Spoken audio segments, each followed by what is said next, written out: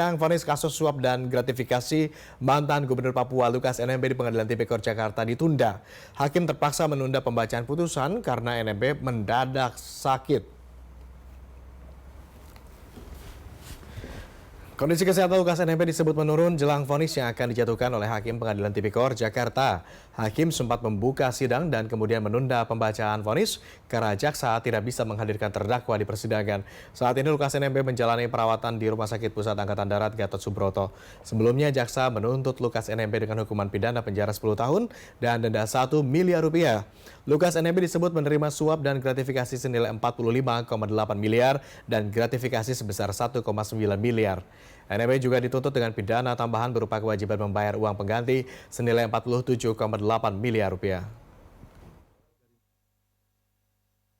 3. Memerintahkan kepada penuntut umum pada Komisi Pemberantasan Korupsi untuk melaporkan perkembangan kesehatan terdakwa kepada majelis hakim untuk dapat ditetapkan sidang selanjutnya. Demikian ditetapkan pada hari Senin, tanggal 9 Oktober 2023 oleh kami, Rianto Adam Ponto SIMHUM sebagai Hakim Ketua Majelis pada Pengadilan Tindak Pidana Korupsi pada Pengadilan Jakarta Pusat, Deni Arsan Fatrika SIMH dan Hakim Ad Hoc Ali Muhtarom SIMH masing-masing sebagai hakim anggota tersebut sudah bertanda tangan. Untuk mengetahui lebih lanjut alasan penundaan sidang vonis Lukas NMB, pemirsa kita sudah bersama jurnalis B-Universe Teresia Silalahi dan juru kamera Eko Biadi di Pengadilan Tipikor PN Jakarta Pusat. Tere, apa alasan yang disampaikan penasehat hukum terdakwa sehingga Lukas NMB kemudian tidak bisa dihadirkan di persidangan? Sebenarnya Lukas NMB ini sakit apa, Tere?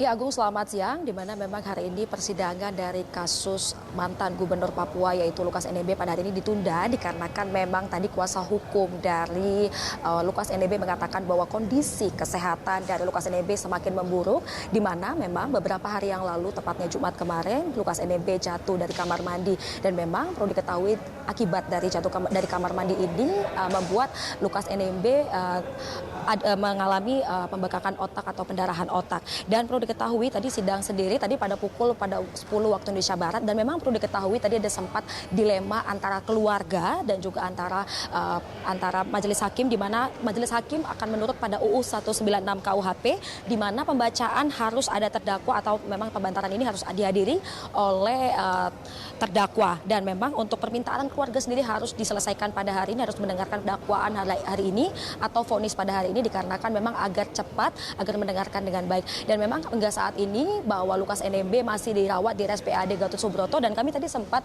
berbincang bahwa saat ini di mana pihak Lukas NMB pada hari ini tidak mendengarkan atau tidak melakukan Zoom sama sekali mendengarkan vonis pada hari ini, dan memang dalam hari ini dalam kondisi tidak baik. Dan memang untuk mengetahui bagaimana kondisi dari Lukas NMB, berikut adalah kuasa hukum dari Lukas NMB yaitu Petrus Balapatoni. Ini pertimbangan kemanusiaan memang dibacakan, bagusnya dibacakan. Tapi dari segi hukum acara tidak memungkinkan. Ini dua hal ya. Kalau dari segi undang-undang pasal 196 KUHP, pembacaan putusan harus didengar oleh terdakwa. Itu undang-undang. Masalahnya Pak Lukas sakit, hakim memilih yang mana? Mengikuti undang-undang atau kemanusiaan? Ini kita serahkan kepada hakim. Karena undang-undang mensyaratkan ketika suatu putusan dibacakan harus di hadapan terdakwa. Itu undang-undang. Dan pasal 154 juga menyatakan jaksa harus menghadirkan terdakwa. Ini dilemanya kan, gitu. Persoalannya apakah kita mau tetap mengikuti rumusan undang-undang atau ini kemanusiaan? Ya baca aja lah kira-kira begitu. Kita nggak tahu. Semua kita serahkan. Tadi merupakan penjelasan dari kuasa hukum Lukas NMB yaitu Petrus Balapationi, di mana memang perlu diketahui nanti untuk sidang selanjutnya majelis hakim meminta rekam medis dari Lukas NMB dari tanggal 6 hingga 19 Oktober ini harus dilakukan secara berturut atau memberikan report bagaimana kesehatan dari Lukas NMB. Dan memang untuk saat ini tadi pada persidangan dihadiri oleh keluarga begitu, dan memang menginginkan untuk hari ini sidang tetap dilanjutkan, tetapi majelis hakim menolak persidangan tersebut. Iya, Agung. Oke, keluarga sudah datang dan sempat meminta bahwa persidangan tetap dilanjutkan. Tetapi kemudian majelis hakim menolak. Lalu kapan sidang vonis terhadap Lukas NMB ini akan kembali digelar oleh majelis hakim, Tere?